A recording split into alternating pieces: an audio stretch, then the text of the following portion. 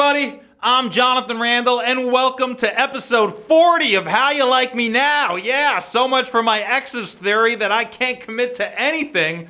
Don't worry, just because the podcast now just turned 40 doesn't mean I'm going to leave it for one that only has 20 episodes.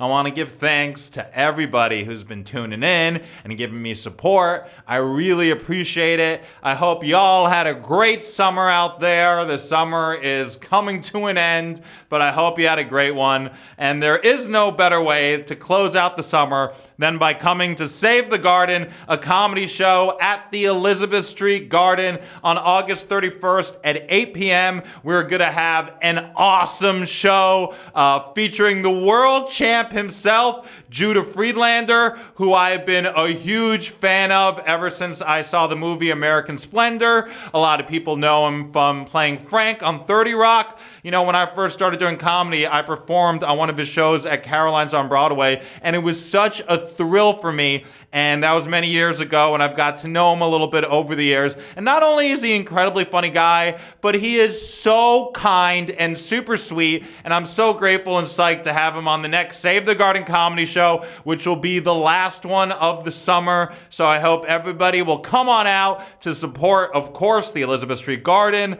live comedy, and me. August 31st, 8 p.m. at the Elizabeth Street Garden. Hope to see you there.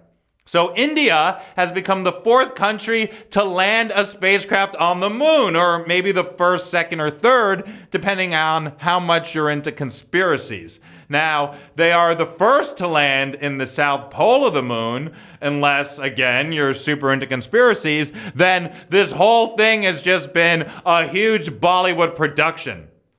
Personally, I think they landed, and I also think that not everything has to be a conspiracy.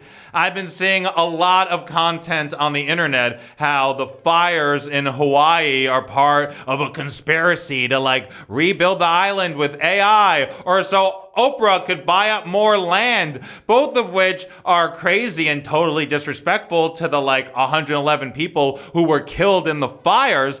Occam's razor is a scientific and philosophical principle that the simplest explanation is most often correct. And now, I'm all about imagination, but go write a short story or something, not some lame brain conspiracy. All right, maybe people will take you more seriously if you shut up about the world being flat or birds not being real. I was at a town hall a week ago to support the Elizabeth Street Garden, and the mayor, Eric Adams, was there, and honestly, I was really impressed with how he carried himself and how he interacted with the community. But despite him being a great public speaker and knowing how to work a crowd, I am not a fan, especially after his trip to Israel. I mean, NYC is in the midst of a migrant crisis, but for some reason, Adams thought this was a good time for a propaganda vacation in Israel. I hope he's at least letting migrants stay at his house while he's away. Many think that besides having a lot going on in New York City, that with the current judicial overhaul that's moving Israel away from a democracy, perhaps this really wasn't a good time for a trip to meet corrupt and power-hungry Netanyahu. But Adams seems to care most about one thing, and that's pleasing and bowing to his voters. And New York has the largest Jewish community outside of Israel. And by the way, we managed to live without violating Palestinian human rights on a daily basis. Worst of all, not only did he go to Israel, but he met with settler leaders, which gives them legitimacy and condones their ongoing violence and advancement of settlements that are considered illegal under international law. So, boo for you, Eric Adams. When it comes to Israel and Palestine, a lot of people seem to believe that the Palestinians are the only reason that there is no peace.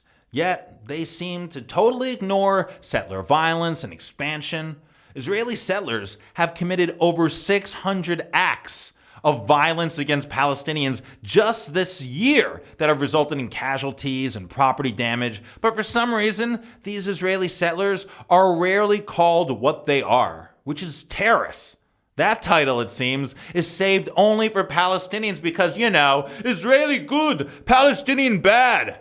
While Palestinians seem to be punished for any act of resistance or self-defense with administrative detention, collective punishment, and death, settlers typically commit their despicable acts of violence under the protection of the Israeli military and are rarely arrested for committing violence against Palestinians, and convictions are even more unusual.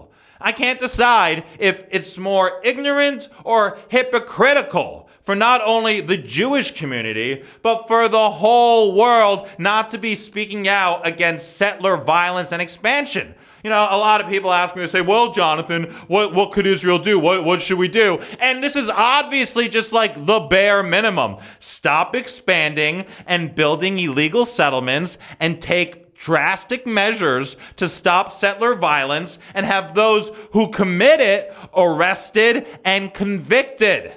Israel goes so hard with their bullshit propaganda of we keep offering peace, but they won't be happy until we're wiped off the face of the earth, which is just a straight up Israeli talking point. And they do that all while encouraging settler expansion and violence.